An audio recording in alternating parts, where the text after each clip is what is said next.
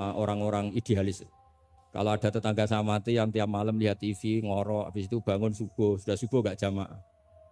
Itu kan, Gus kenapa Anda muji suami saya itu orang baik, padahal malamnya itu mesti lihat TV, ngorok, tidur. Ya itu kan orang baik. Selama ini kan hanya dibilang dia tarokat tahajud, dia taroka qiyamal lail. Kalau saya bilang, gua tarokal ma'asya kullaha, karena tidur tadi. Susahnya apa sih husnudzon itu? Memang gara-gara gaya dia begitu kan tarokat tahajud, wa taroka qiyamal lail. Tapi juga harus kamu ingat, wa taroka dugem, wa taroka kada wa kada. Karena yang dikatakan taat itu tarkul manhiyat. Orang yang taatnya pas-pasan tarkul manhiyat pakai terjaga itu kepikiran. Misalnya ada dangdutan atau ada tontonan apa, lihat dak. Tapi kalau tidur kan bangun sudah selesai. Makanya ada wa min ayatihi manamukum billaili wan nahari. Kata Imam Ghazali, hatta inna khaira ibadatim an-naum. Suatu saat zaman akhir ibadah terbaik itu tidur. Karena kalau bangun ngayal, ketemu orang hasut, ribet. Tapi kalau tidur kan enggak. Lu tidur tuh hebat. Kenapa tidur itu menjadi keramat? Ru'yal anbiya wahyun. Kalau tidak nabi, ru'yal mu'min itu juz'un min sittatin wa arba'ina juz'an minan nubuwah. Itu ada ulama nganalisis gini, kenapa tidur itu objektif? Orang tuh kalau terjaga itu otaknya kan pakai versi Allah tuh diajari. Bayangkan jadi kiai besar terus semua orang hormat. Bayangkan kiai besar semua orang tunduk, istrinya banyak, taat semua, rukun semua kan ngayal-ngayal. Terus presiden semua, apa pokoknya ngayal-ngayal. Allah itu diatur kayak dunia miliknya. Surga juga diatur, dia masuk surga yang ini kayak tadi kata milik banyak. Tapi kalau orang tidur itu kan nol. Dia tidak punya ikhtiar sama sekali. Nah barokahnya tidak punya ikhtiar sama sekali ini, kalau Allah mau ngasih ilham atau busyro, itu orisinil. Makanya saya ini jarang wiridan habis sholat, tapi kalau sama tidur tuh wiridan saya banyak. Ini bukan pamer, bukan. Saya sampai apal doa-doa mau tidur. Allahumma rabbas samawati sab'i wa rabbal arsyil azim rabbuna wa rabbul kulli syai'in khaliqul habbi wa nazzala tawratu injil. Wah panjang. Allahumma amantu bika wa da'tu jamila amal jawami. Gara-gara baca ilmu tadi. Orang habis sholat wiridan, habis itu jalan-jalan. Ketemu orang cantik terus nyesel. Di rumah enggak kayak itu. Apa pokoknya masih banyak masalah. Tapi kalau orang mau tidur, weh ini kalau keterusan bangun-bangun ketemu mungkar, nyakir. Kalau takut mati, tahu-tahu dibaca orang, kita tidak bisa ikhtiar. Apapun itu riskannya Masya Allah namanya tidur. Tapi kita berani karena tawakal sama Allah. Nah itu kalau kamu bisa mengenalkan itu tidur kamu dengan kualitas juz'un min sittatin wa arba'ina juz'an minan. Saya itu pernah tidur, ini cerita gue sampai, tidak sering tapi pernah. Belajar kitab, sak nomornya itu tak lihat, itu persis. Ya hanya ingin meraktekkan itu. Ya karena tadi, kalau betul ru'yal mu'min itu juz'un min sittatin wa arba'ina juz'an minan. Makanya ada ani arafil manami ani atbahu. Makanya ketika Said Muhammad cerita, kalau ada kritikus tentang kitab Madaih, karena kadang pakai cerita ru'yal kafir, itu kata Said Muhammad, di era sebelum Rasulullah SAW, itu semua ru'ya itu orisinil.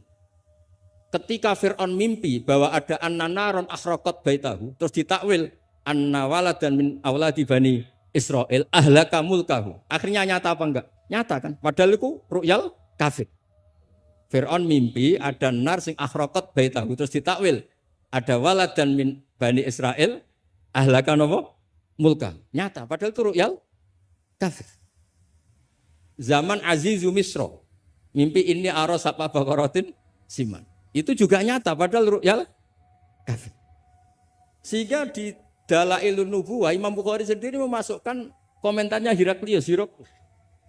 Di kitab-kitab Madaih juga memasukkan komentarnya Nasturo, Bukhairo memasukkan. Nah, lagi-lagi ini pentingnya ngaji. Tapi kalau Anda tidak ngaji, wah ini omongannya orang kafir, Mas layu tamatu qaulu gini-gini. Lagi-lagi ini barokahnya ngaji.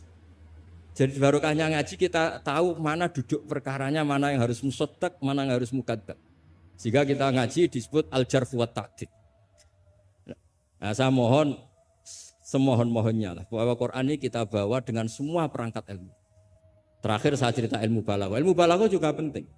Misalnya secara lahir orang kafir itu misalnya tidak sumun, tidak bukmun. Tapi barokahnya la yasmaul haqqa disebut bukmun misalnya. La yatakallamu bil haqq, la yasma'u. Akan itu kan ada sumum, bukmun, umyun. Sumun berarti apa? La yasmaul haqq. Bukmun la yatakallamu bil haqq. Umyun berarti la yubsirul haqq. Sehingga nanti kalau ada ayat wa ja'ala minhumul qiradata wal khanazira abadat taghut. Andaikan tidak ada fakta, ada kaum tertentu yang dijadikan khonazir, kita masih bisa pakai tasbih. Tasbih balik adalah yang ada tuh tasbih dibuang. Kalau orang dermawan level 6 mungkin orang bilang masih zaitun kal bahr. Tapi kalau levelnya 9, 10 orang akan bilang zaitun bahrun. Kalau ganteng masih pas-pasan zaitun kal badri. Tapi kalau sudah kayak Rasulullah anta syamsun anta badr. Nah, pentingnya ilmu itu adalah ketika ada ayat yang dohirnya misalnya ada tadi wa ja'ala minhumul qiradata wal khanazira abadat taghut. Ternyata misalnya kalau itu fakta ya sudah selesai kan, berarti itu hakikat. Tapi itu misalnya tidak fakta, kita masih bisa mentakwil dengan qulubuhum atau apalah mentalnya mislul khonazir mislal qira. Tapi kalau kita tidak ngaji balaghah, semua lafaz kita anggap apa? Tekstualis dan kita anggap hakikat, berarti terus nganggap pernah ada periode yang orang itu dijadikan seperti itu. Nah, lagi-lagi yang nyafaat itu semua adalah lalil. Ya, jadi ini sekaligus mohon bab ini ijazah kitab muwafaqat supaya semuanya dapat dan dapat berkah dari Rasulullah SAW. Yes. Ini saya baca ilmu usul fikih supaya semuanya dapat ijazah dari Habib Said Al-Akhir Al-Munawwar. Bismillahirrahmanirrahim. Fahiya tahmilul jamma al-ghafir dhaifan wa qawiyya. Jadi agama ini menanggung orang yang dhaif juga orang yang kuat. Yang kuat diwajibkan zakat, yang dhaif sebagai mustahik zakat. Artinya apa? Agama ini semuanya diuntungkan. Terus muti'an wa asiyat. Terus wataku tuhum bi khazaimihim min qadan wa abiyya. Wa tusawwi bainahum bi hukmil adli syarifan wa daniyya. Wa tubawi uhamilaha fid dunya wal akhirati makanan aliyya. Wa tudrajun nubuwatu baina jambaihi wa illam yakun nabiyya. Watul bisu al muttasifa biha malbasan saniyya hatta yakuna lillahi waliya. Ini kata beliau, orang yang ilmunya cukup itu kata beliau dijamin hatta yakuna lillahi wali. Karena tidak ada orang yang syafaqah sama umatnya Rasulullah SAW kayak orang alim. Saya itu sering dikomplain. Kata Imam Abu Hasan Asyadili fi mukasyafatihi, beliau ketemu Nabi Muhammad SAW, satu ketemu Nabi Nuh. Kata Nabi Muhammad gak jelek Nabi Nuh, andaikan kamu tahu anna fi aslabil kuffar man saya'budu wa la yusyriku bihi syai'an, kamu tidak akan mendoakan mereka la tadzar alal ardi minal kafirina dayar. Nabi ketika dijat kayak gitu di Abdul Yalil di Taif, itu kan sampai malaikatul Jibal bilang, kalau kamu mau Muhammad, kalau kamu mau ya Rasulullah, mereka akan saya habiskan. Apa kata Nabi? Bal arju ayyukhrijawah min aslabihim ma ya'budu wa la yusyriku bihi syai'an. Mungkin bapaknya belum iman tapi nanti anak-anaknya iman. Kita tahu kan Abu Lahab punya anak Darro, Abu Jahal punya anak Ikrimah, Walid yang kayak gitu getol Nabi punya anak Khalid. Kayak apa sabarnya Nabi, Kak? Seperti sabarnya kiai-kiai di Indonesia. Bapaknya itu gak poso, ya ora salat. Anaknya itu TPQ.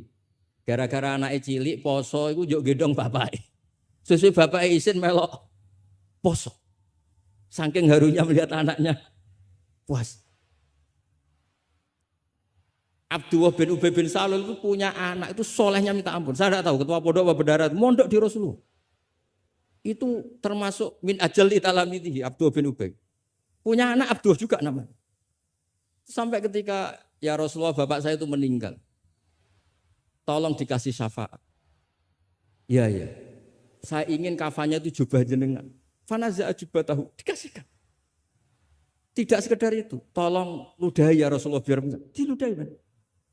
Sampai Umar itu, ya Rasulullah, apa engkau tidak ingat Abdul bin Ubay ngomong gini.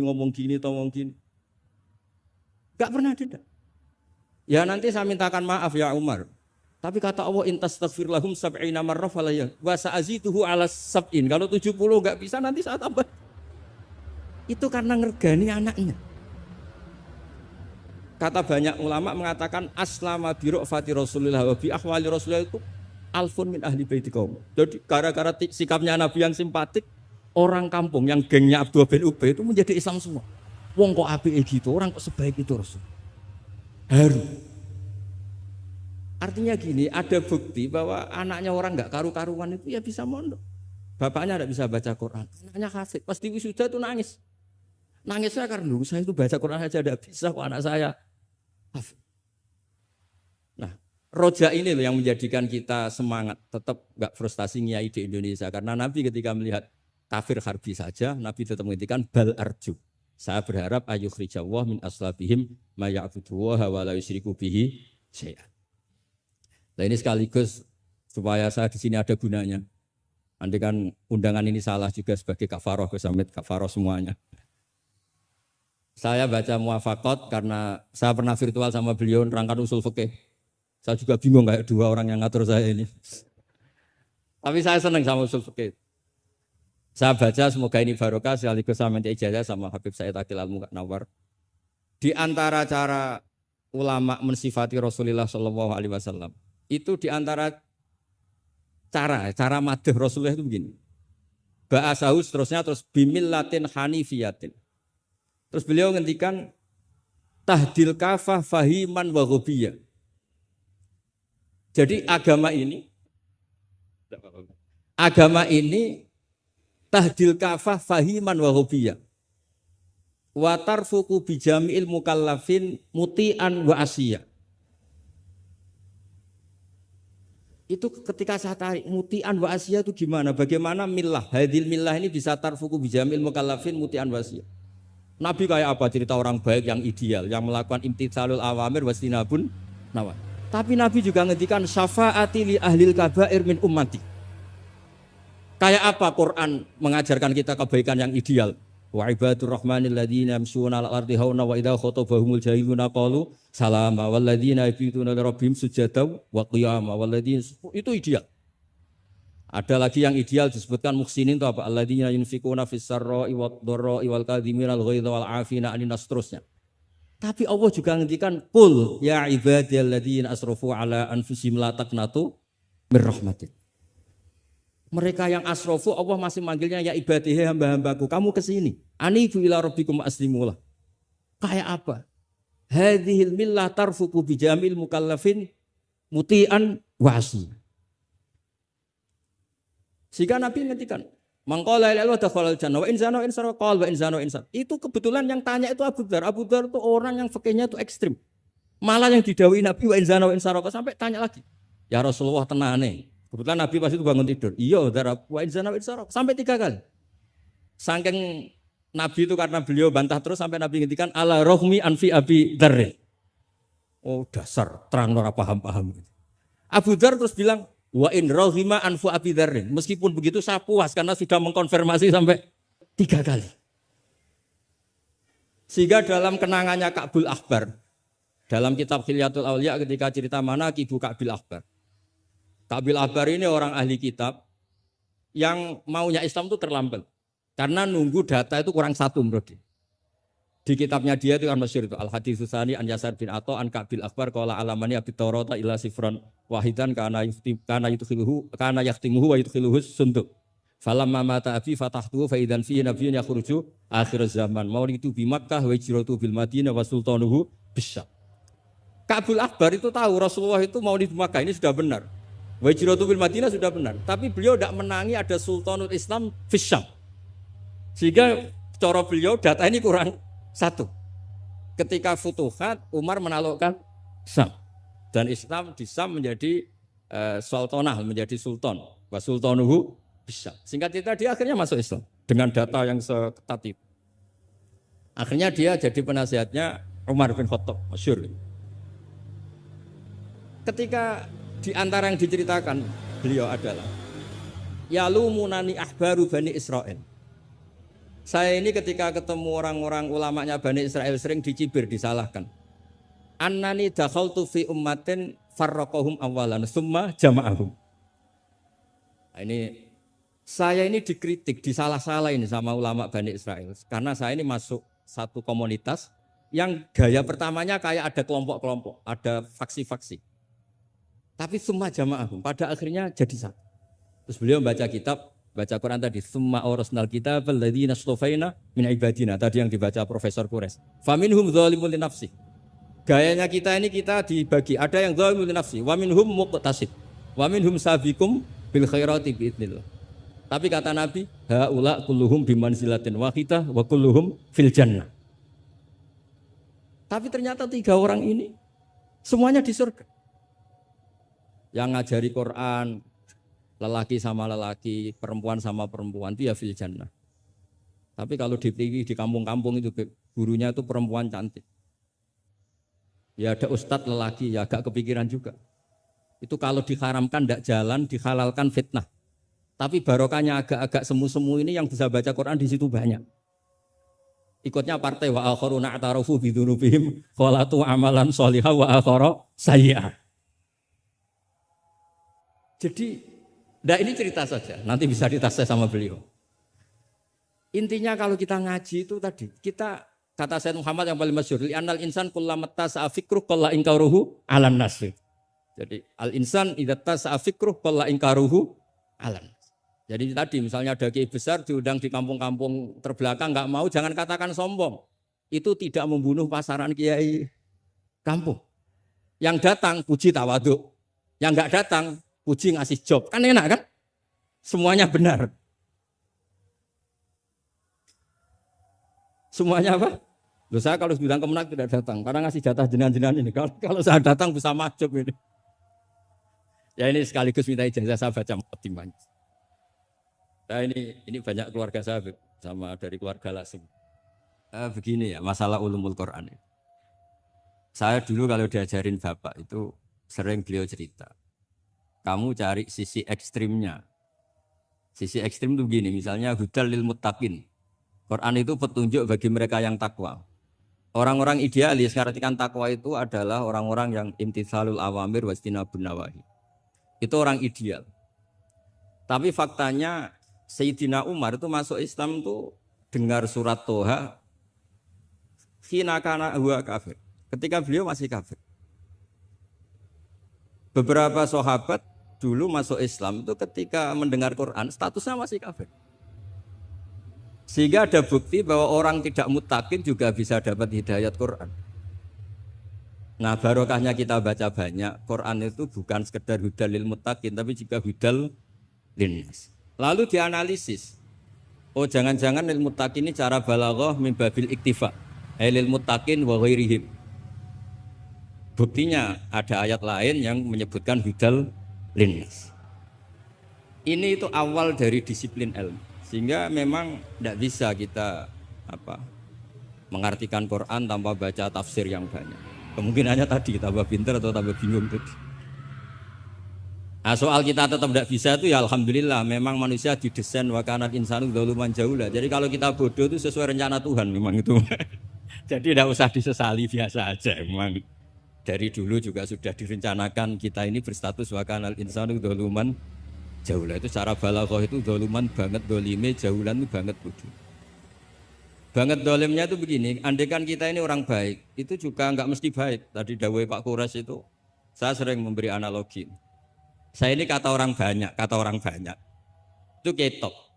Kalau diundang di kampung musola penceng itu kalau datang kata orang-orang itu tawaduk. Tapi kata kiai setempat itu mangan jatah kiai cilik Gus ini. Jadi yang satu bilang tawaduk Gus, yang satu bilang cek mentalan Gus jatahku mbok jupuk gitu. Sehingga saya sering cerita ada acara manakiban. Biasanya kalau kiainya itu tuh Pak Said dapat ayam paling besar kalau kiainya. Kalau yang lainnya itu ya suwiran. Ya. Barokahnya saya tidak datang, yang dipakai itu kiai-kiai yang kira-kira mabadik fikih. Saya ini kan dianggap kiai kolyubi. Itu maturnunya sama saya itu maturun Gus jiran gak teko. Atau aku untuk suwiran. Gitu. Karena sekali saya yang datang itu ya kira-kira bintangnya saya. Jadi kadang-kadang antara tawaduk dan ngambil jatah itu gak jelas. Ya. Nah ini pentingnya ngaji ijtihad, makanya di kitab muwafaqat. Ijtihad itu satu logika yang enggak konsisten. Sebab itu Rasulullah Shallallahu Alaihi Wasallam itu kalau ngendikan apa saja, itu ya juga dianalisis oleh sahabat. Misalnya begini, ya ummul qauma aqra'uhum li kitabillah. Tentu imam itu yang terbaik. Tapi di beberapa kejadian, akabiru sahabat itu pernah makmum sama Salim Maula Hudzaifah. Itu orang yang kelas nasabnya, marganya itu jauh di bawah Abu Bakar Umar. Tapi beliau makmum sama Salim Maula Hudzaifah. Bahkan beberapa riwayat yang Nabi ngendikan cara shorihan itu sama sahabat masih dinego. Karena ada ranah istihad. Misalnya Nabi ngendikan la tusalliyanna asra ila fi Bani Quraidah. Ternyata mendekati Bani Quraidah kadati syamsu antagruba, matahari hampir terbenam. Sebagian sahabat berpikir kita harus sholat di sini karena matahari mau terbenam. Sebagian yang lain enggak, Nabi bilang jangan asar kecuali di Bani Quraidah. Separuh sholat asar, separuh enggak. Falam yu'annif ahadan minhum. Nabi enggak menyalahkan salah satu karena ini masalah apa? Istihad. Jadi ini matur juga Gus Samit, saya tadi dari rumah bilang sama keluarga, saya datang tapi mau pamit. Ini saya sudah mau jadi resi, mau uzlah. Karena ya itu tadi, kalau saya ngisi terus itu apa tawadhu, apa nutup jatahnya orang lain itu juga gak jelas. Nanti hisabnya itu apa ya, gak jelas. Bapak itu sering ngajari gitu. Pak itu kiai sepuh jadi imam masjid istiqomah sekali sampai tua. Itu istiqomah apa mau digenti kan? Itu istiqomah atau enggak mau regenerasi. Jadi orang itu biar mikir. Saya beri contoh sekian pentingnya istihad. Karena Rasulullah Shallallahu Alaihi Wasallam idan sorofa min sholatihi akbala aliyah nabi wajhi. Sehingga banyak orang, banyak imam kalau habis sholat itu langsung menghadap ke makmumin. Kalau di Indonesia menghadap ke timur. Tapi di beberapa tabwibnya Imam Bukhari atau Tarjamatul Bukhari, beliau menyebut itu lil mau'idhah. Buktinya setelah itu Nabi ngendikan ara'aitakum lailatakum hadhi. Kamu mimpi apa? Coba terangkan ke saya. Sehingga terus ada yang mempraktekkan boleh menghadap ke makmumin kalau li ta'lim atau lil mau'idhah. Tapi banyak juga ulama yang menganalisis itu bentuk maklumat anna sholata inqadat, bahwa sholat itu selesai. Takutnya Nabi kalau tetap menghadap ke barat sesuai bentuk duduk tawarruk atau tahiyat akhir atau itu nanti dikira Nabi fi sholat. Sehingga orang yang datang kemudian Allahu Akbar makmum sama Nabi itu bahaya betul dalam bab sholat. Karena robkus sholat biman laisa fi sholatin. Berarti makmum tadi menggantungkan sholatnya dengan orang yang sudah tidak sholat. Sehingga dibutuhkan sikap memaklumatkan kalau sholat itu inqadhat. Dengan cara apa? Boleh menghadap ke timur, boleh menghadap ke utara kalau dalam konteks Indonesia. Kalau kata Imam Syafi'i, ja'lul makmumin janibal yamin, berarti orangnya menghadap ke utara kalau. Nah, analisis seperti ini penting karena Nabi memang nggak konsisten. Kadang akbala aliyah nabi wajhi, kadang istaghfaro salasan suman sorofa, kadang apa. Sehingga barokahnya ilmu itu akan luar biasa. Tadi juga disebutkan menyangkut bid'ah. Kalau sampai belajar ulumul hadis, Sayyid Muhammad menulis dalam kitab Babul Farad. Kalau bid'ah itu artinya yang nggak pernah diajarkan Nabi itu berapa? Kejadian zaman Rasulullah yang Nabi membenarkan sesuatu yang Nabi sendiri itu tidak tahu. Masyhur itu ada sahabat ketika i'tidal bilang Rabbana lakal hamdu hamdan katsiran thayyiban mubarakan fi. Kita tahu ajaran Nabi adalah Rabbana lakal hamdu bil samawati atau mil as-samawati wal ardh. Sehingga setelah sholat Nabi tanya, ayyukumul qail, siapa tadi yang melafadzkan itu? Semua sahabat itu diam. Karena takutnya Nabi menyalahkan. Ternyata Nabi ngendikan, tadi siapa yang melafadzkan itu? Fa inni ra'aitu isna asyara malakan yabtadiruna ayyuhum yaktubu awwal. Anggap ini kontes kecerdasan, makanya beliau itu cerdas banget. Ben sawangane ana kiye Jawa cerdas, ibu-ibu cerdas. Ajane kula niku nggih sungkan. Enggak, saya tadi melihat 12 malaikat, wa fi riwayatin salasina malakan, itu ada beberapa riwayat. Yang mereka itu berebut menulis siapa yang menulis pertama. Saking indahnya kalimat itu. Terus ada orang bilang, ha ana ya Rasulullah, tadi saya. Itu min ghairi sabqit ta'lim, tapi tidak mengajarkan itu dulu. Terus Sayyid Muhammad melihat lagi peristiwa Bilal. Ya Bilal, kamu itu punya ngalaman apa sih sampai saya mendengar dafana alaika fil jannah. Saya melihat Qur'an alaika fil jannah. Ketukan sandal kamu di surga. Bilal cerita, saya tidak pernah wudhu gini-gini kecuali saya sholat dengan wudhu itu. Dan banyak lagi amal-amal sahabat yang min ghairi sabqit ta'lim kemudian di-ACC oleh Nabi. Andai kan bid'ah itu yang belum diajarkan Nabi, tentu semua itu salah. Kowe sing marai sapa? Ora tak warai kok kreasi dhewe. Fa antal musyarri'. Tidak, Nabi ternyata mengiyakan. Yang ketiga yaitu peristiwa kulhu. Ada imam di Masjid Kuba, kila fi syariatin itu. Nabi arsala syariatan itu selalu kalau imam itu baca kulhu. Sampai makmumnya itu jenuh karena main kulhu terus. Singkat cerita si imam ini dilaporkan, ya Rasulullah, imam yang kau tugaskan ke kita ini main kulhu terus. Itu gimana ya Rasulullah? Tapi Nabi karena bijak panggil orang itu, dipanggil. Kenapa kamu sering baca kulhu? Li'anna surat al-ikhlas sifatur rahman fa'ana uhibbuka. Itu surat yang benar-benar hanya nerangkan Allah sehingga saya suka. Kalau surat lainnya itu kan surat proposal. Misalnya Anda bilang uji budak watadai terus dongo.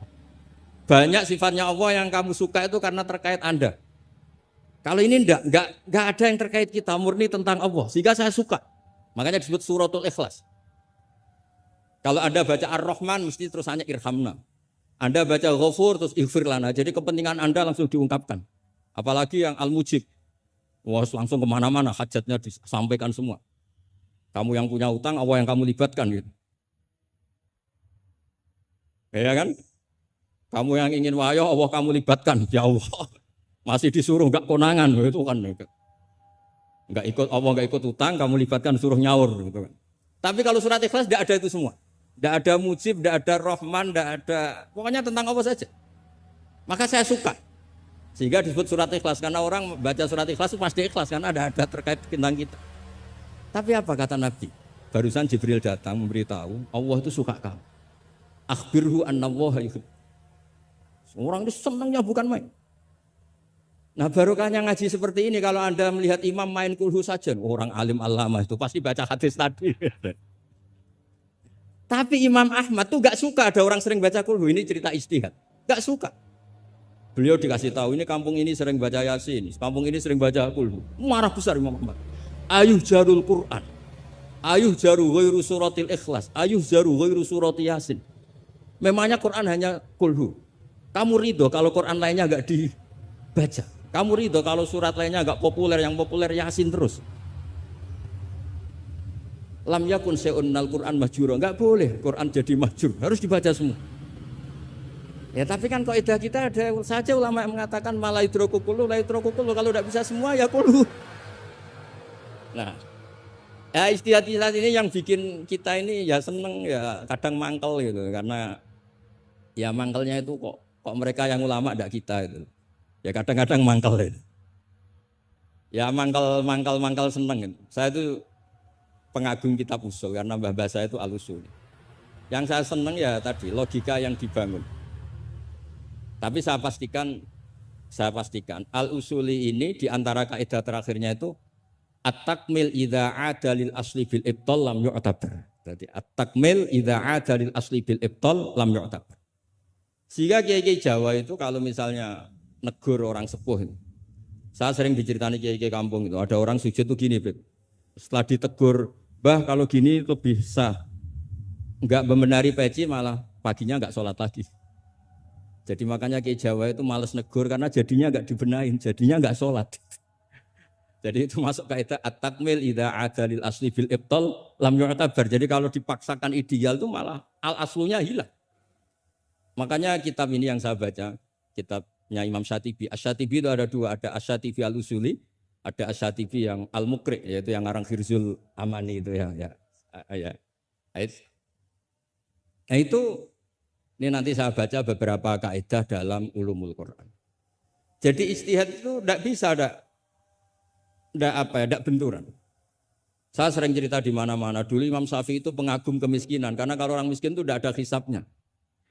Oh senangnya bukan main dengan miskin. Selain faktanya miskin, senang tapi dengan orang miskin. Karena ada hisab. Setelah ngaji sama Imam Malik, beliau tanya, siapa orang yang selevel jenengan ya Malik? Ya dulu ada Imam Abu Hanifah, sekarang sudah wafat. Tapi ada muridnya. Namanya Muhammad bin Hasan Asy-Syaibani. Setelah beliau datang, Muhammad bin Hasan Asy-Syaibani itu kalau ngitung emas, itu di meja tamu. Ngitung uangnya di meja tamu. Uangnya. Imam Syafi'i itu ngelus dodo. Orang sealim ini kok kedonyan. Ya. Tapi kata Muhammad Hasan Asyibani, kalau kamu orang soleh gak boleh punya uang, gak boleh kaya, ini tak kasihkan sama lonte, sama koruptor, sama tukang dugem, tukang apa itu, tukang judi.